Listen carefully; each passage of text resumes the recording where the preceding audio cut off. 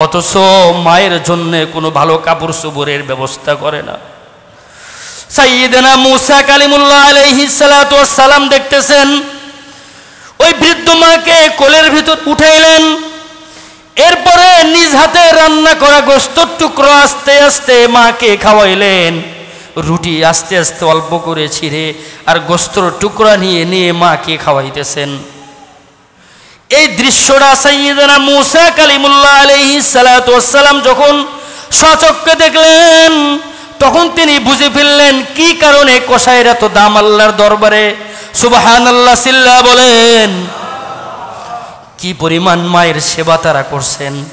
মায়ের সেবা করতে করতে জান্নাতে একজন জামানার শ্রেষ্ঠ নবীর বন্ধু হয়ে গেছেন।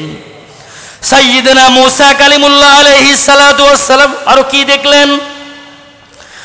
দেখলেন দোলনার ভিতরে ওনার মাকে ঠিকভাবে সঠিকভাবে খাবার খাওয়ানোর পরে মা যেমন ছোট্ট বাচ্চাকে কোলে নিয়া দুধ খাওয়ায়, বিভিন্ন খাবার খাওয়ায়, আবার দোলনাতে রেখে দেয়। ওই কসাই ওই সুন্দর রান্না করা খাবার তাকে খাওয়ানোর পরে আবার তাকে দোলনার উপর রেখে দিলেন।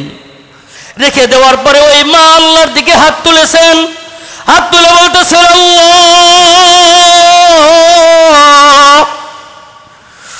আমার এই সন্তানকে তুমি কবুল করে নিয়েন। সুবহানাল্লাহ বলেন। আমার এই সন্তান আমাকে কিভাবে সেবা করলেন। সাইয়্যিদনা মুসা কালিমুল্লাহ স্বচক্ষে দেখতেছেন ওই ব্যক্তি আল্লাহর কাছে দুহাত তুলে সন্তানের জন্য মন ভরে দোয়া করতেছেন।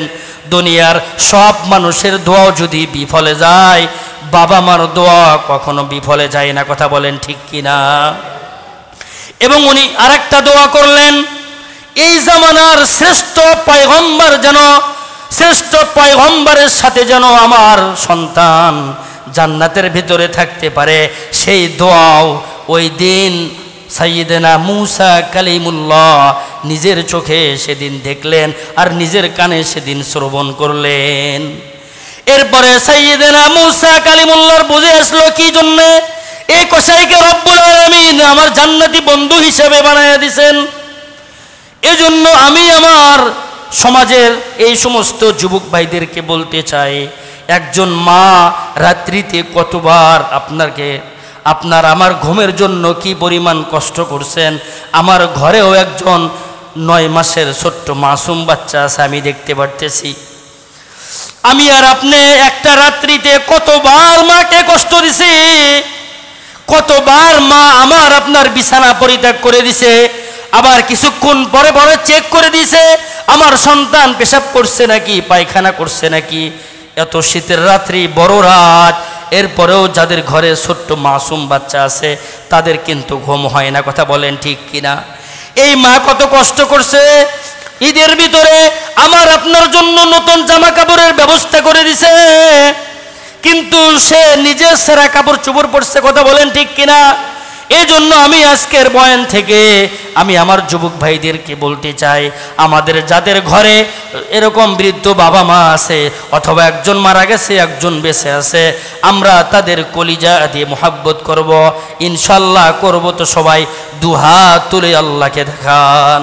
রব্বুল আলামিন, আমরা যারা আপনার দিকে হাত তুলিয়েছি আমরা আজকে থেকে মায়ের সেবা করব, সবাই বলেন ইনশাআল্লাহ। আজকে থেকে আমরা বাবার সেবা করব, সবাই বলেন ইনশাআল্লাহ। আল্লাহ তাআলা আমাদের সবাইকে আমাদের বাকি জীবনটুকু বাবা মায়ের খেদমত করে আমাদের এ জীবন পাড়ি দিয়ে পরকালের জন্য জান্নাতে যাওয়ার তৌফিক দান করুন। সকলেই বলুন আমিন। ওয়া আখির দাওয়ানা আলহামদুলিল্লাহি রাব্বিল আলামিন। আসসালামু আলাইকুম ওয়া রাহমাতুল্লাহি ওয়া বারাকাতুহু।